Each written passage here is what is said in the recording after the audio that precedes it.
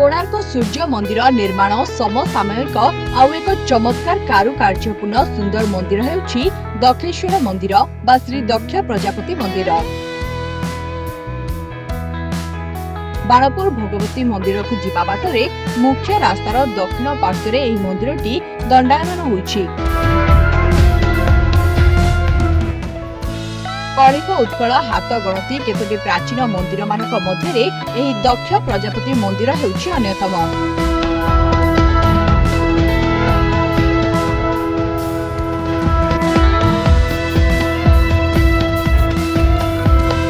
इतिहासରୁ जणाଯାଏ जे प्राय 10ମ बा 11 शताब्दी रे एही मंदिरटी निर्माण होइतिला।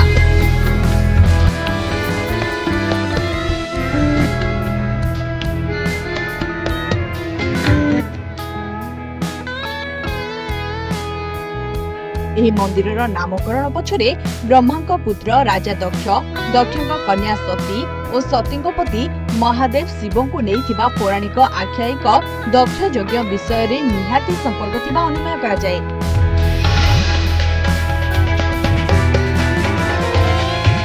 एठारे दक्ष प्रजापति शिवों रूप में दक्षेश्वर नाम पूजा पाती। मंदिरर विमानटी रेख शैली रे निर्मित होइतिबा बेले जगमोहनटी पीढ़ शैली रे निर्मित होइछि। मंदिर गर्भगृह वृत्ताकार जोनीपीठ मध्य शिवलिंग रही। मुख्य मंदिर बाम पार्श्व एक जलपूर्ण बांफी रही।